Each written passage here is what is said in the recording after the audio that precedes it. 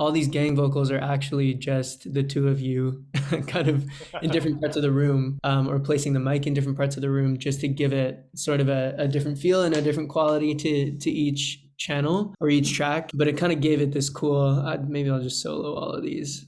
Morning sun is rising in my heart. You're with me. Is there more I need? I'm going nowhere without you.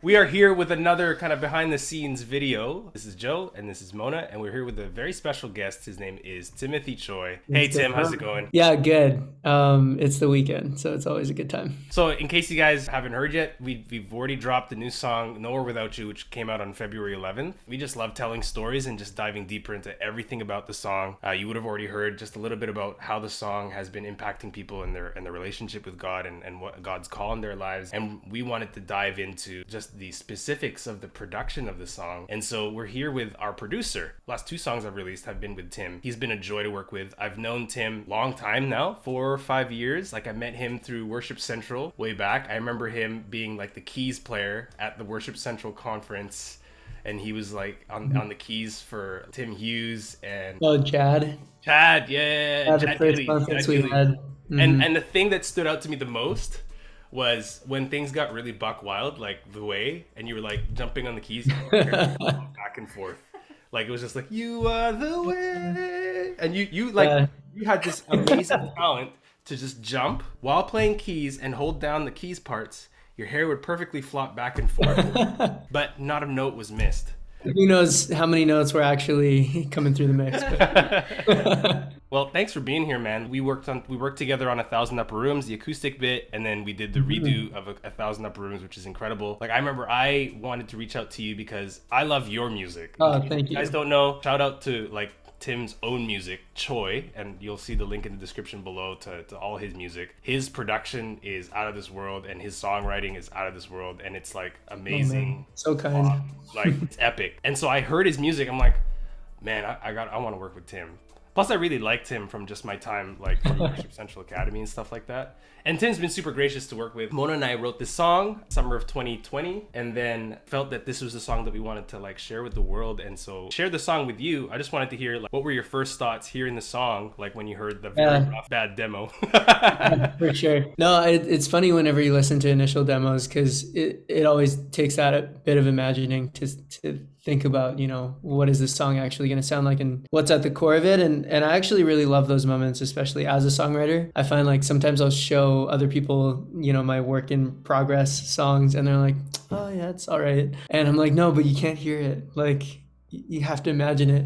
And so when it came to the song that you guys sent, I think like initially, I mean, as a producer, I never want to take a song that I don't like. And some people might feel that that's like whatever they want to say about that. But I think it's super important that like me as the producer, like I can capture the vibe and understand where the song is meant to go, and I feel really good about like having ideas form around it. And so when I first heard it, that's kind of exactly what I felt. The fact that it was written in 2020 and it feels like it's a song for the season of just having to wait around sometimes. And I care so much about the messaging behind a song more than is the song good musically. If it has something that says something for people, I think that makes a world of a difference. Just listening to it was really profound for me. To just hear, hey, it's okay to wait, and Lord, we can find you here. And so I was just excited to work on it. It was nice to hear kids running around in the background and all that stuff. Yeah. Oh man, so when you first heard the song, like what did you hear in your head? Like for me, I love working with other artists and letting them paint, like I love your vision for things and I love to see how things bounce off. And same thing with writing a song with Mona.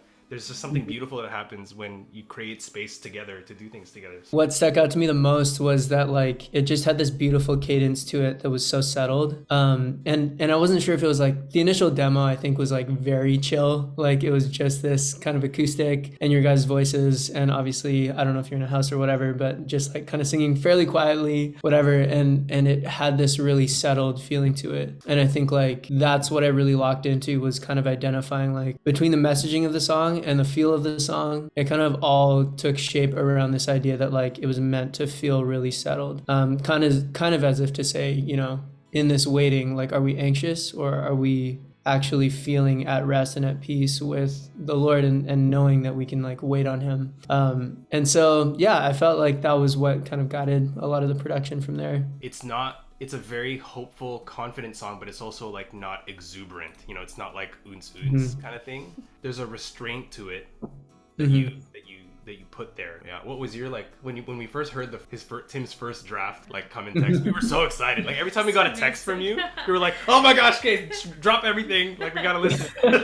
Text with all the caveats that are just like, this is very half-baked. Yeah. Even for me, it's funny because I'm out in Victoria, so Joe and I are an ocean apart, but we would hop on a Zoom call as soon as we saw your text. I don't know, whatever we're doing, stop it. We're hopping in a Zoom call. We have to take notes. We need to receive this because we already know it's going to be amazing. And it's always like a step closer to, you know, being finished. And yeah, always in awe of your work too. I think even that first take, or your first using our demo, I would have never imagined the song going in that direction. And yeah, I think Joe and I thought it would be more, almost like a little bit more depressing sounding acoustic. That's fair. I didn't think it would have been so chill and vibey. Yeah, you really took it to a different direction, vibey, and it actually, I feel like your interpretation of the lyric like added that layer of like quiet, confident hope without being exuberant. And I think it really helped, I don't know, like help the song become more of itself. When we first wrote it, our chord progressions were a little bit more somber and dark sounding, and you kind of like held strong with like what you did, which at the end of the day, I really appreciate. This was better. Yeah, I mean, well, first of all, Mona, obviously it's your first release. Yeah. And so I think it's really exciting to work with artists when it's like, man, this is like the first go at it, and like you're both such strong songwriters, and it makes it that much easier when I'm given the trust that you guys give me to be able to like play with it and take it somewhere you have no idea where it's gonna go, kind of thing. I really appreciate that as a producer, to be able to just kind of play with it on a first take, and we can always kind of dial back, but it's always really special to have that trust from you guys to say like, hey, run with it. It was interesting, you mentioned the chord progression. For me, I think it is very tied to that lyric of there's joy in the waiting, in the sense that like even musically, like the implicit thing here is just that like we don't actually go anywhere. Like the chord progression stays the same throughout pretty much, save for a few little fun sections, but using this kind of concept of like dynamics and like instrumentation rather than chord changes to actually guide where the song goes felt kind of interesting to me. And it was almost like that move of like, I don't know if we have to do more just to make it an interesting song, and it might be just okay to leave it like this. I'd love to see what the view in the captain's chair was. For those who don't know what a producer is, like a producer is the guy who's in charge of the musical direction, the vision of taking what the songwriters, the two of us, have done, and then bringing the vision to life. Like you're like the chef assembling the ingredients, so to speak. As you can see, a ton of vocals was one of my favorite things about it. I'm kind of like jumping to the end almost to start, but yeah. I just loved the idea that like this was very singable for me and my wife Sarah from the get-go. I think like it got stuck in our heads throughout the process, and so like it's just so singable, and to have this kind of concept of singing it with people, or that like this was an anthem for everybody, felt really interesting to me. So all these gang vocals are actually just the two of you kind of in different parts of the room, or placing the mic in different parts of the room just to give it sort of a different feel and a different quality to each channel or each track. But it kind of gave it this cool, maybe I'll just solo all of these. Morning sun is rising in my heart. You're with me. Is there more I need? I'm going nowhere without you. With all that you are, I'm not missing out. I'm going nowhere without you. So it's just like, it's so interesting when you get full out, like vocals are just so emotional, as much as you can like play an instrument really emotionally or whatever. A lot of the stuff we're using, to be honest, is like digital, and so it's really cool what you can do with just like two vocalists. So that was really fun for me, actually kind of a first go at doing something like that. Yeah, so one of the things that I've learned through you is the idea of like bringing in reference tracks to help shape the production and help shape the feel. Yeah, there was this Ruth B song. It's called Slow Fade, and I just loved kind of how it started with an upright that just had so much character and really simple production. And so that's sort of kind of like what you see mirrored here a little bit.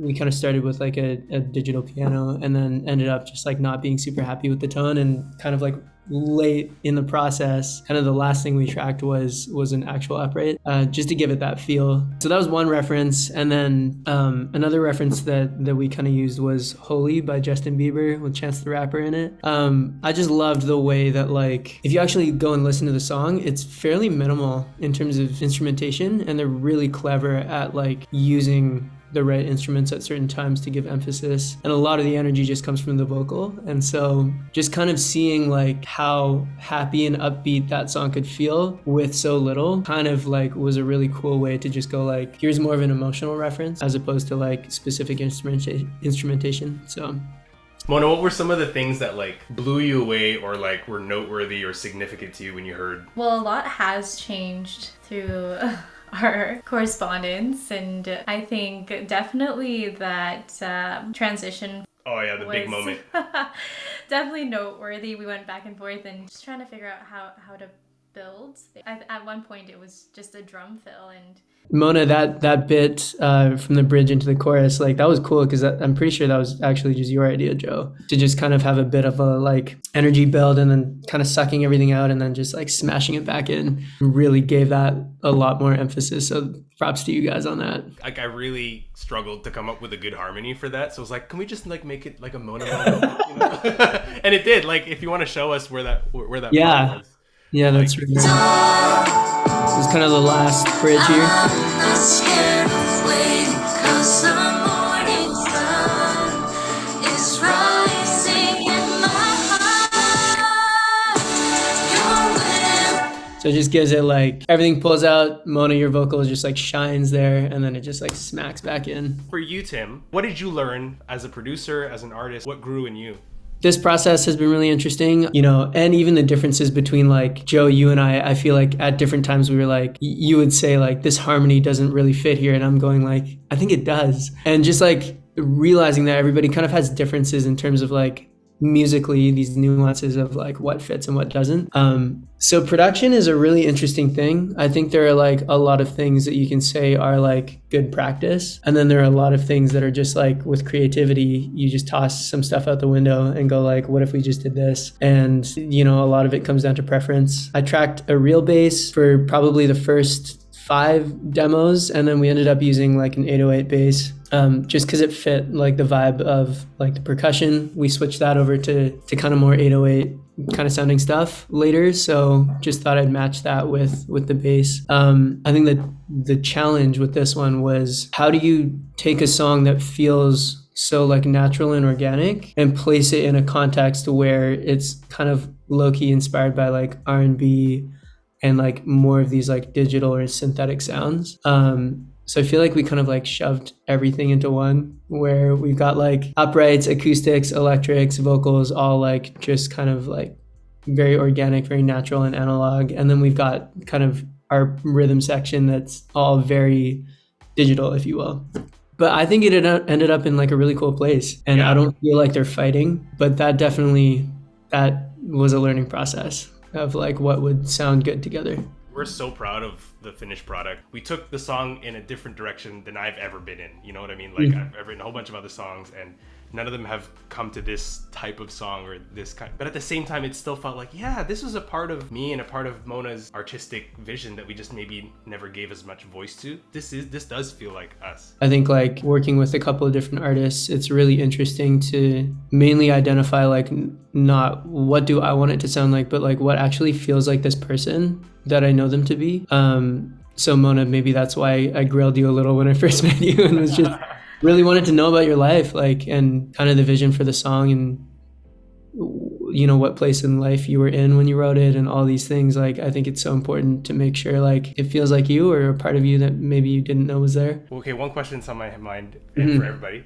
What was your favorite thing that happened in the production that like, whoa, that was crazy? What about you, Tim? What was your favorite thing that you did? Like, this was awesome. Honestly, my favorite thing was like coming into, because this was something that I was just playing with when I was playing with the song, was just kind of going like, yeah, the chords are the same throughout. Like, what's interesting or could be interesting, and I just loved this. Give my life back to you. I'm giving it back to you. Just that little chord turnaround was Oh like, man.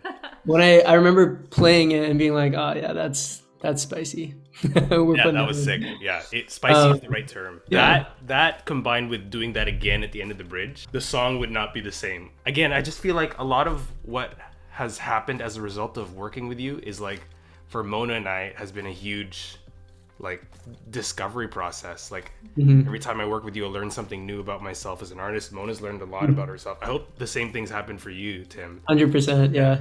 I feel like that's what the spirit does, just through the collaboration, is like, you know, just a discovery of self and a discovery of our gifts. And that's why I love working with artists. Like, and for me, I love doing it all myself, but I feel like the investment in trusting things and, you know, letting people have a long leash and just exploring, I feel like I learn more about myself because I do that. So much trust, and like I don't ever take that for granted, and amazing to work on such amazing songs that you put out. So much fun. what's coming up for you musically, or just in your own life and projects that maybe people should know about? Yeah, I'm working on like a cover that I probably like this close to putting it out on you know, all the streaming platforms ever, and then really interested in like just not taking music so seriously. I can't remember who said this, but they were like, it's called playing music for a reason, and it's because it's meant to be fun. And so with my own music, I think I'm really just trying to live that and allow myself to feel what I feel, like what I like, track it, put it out, and not worry about the opinions or where it's going or whatever. I feel like has just really helped like my relationship with art and music. So that's kind of what's next. Is I'm basically teasing at the fact that we're maybe just going to release a lot of stuff this year, but I don't want to say that and not do it. So there you go. Timeline, there's no deliverable or whatever, but yeah, like, so where should people follow you if you do release things? Then they'll find out about it. Yep, you can follow me on Instagram, hey it's Choy, or my personal account is Timothy Andrew C. Those are probably the two best places. We don't need all the CTAs. Hope to keep working with you, man. Mona and I will continue writing together, and I'm still working on stuff. Please do, yeah. Anything else you want to share for the people? Just listen to the song. We love it, and we hope you love it too. It's like, for real. This is, I have so much fun listening to this one, not just because I made it. Some songs that I work on, I'm just like, not for other people. Usually my songs, I'm just like, I never want to listen to this again. This one is not like that, so go listen to it. Amen. Yeah, so you heard the man. Check out Nor Without You. It's out on all platforms. Links in the description. And check out his music. Everything's in the description below. So thanks again for joining us, Tim. Hope you enjoyed that video with our producer, Tim Choy. Check out this video if you want to see more about Nowhere Without You. God bless.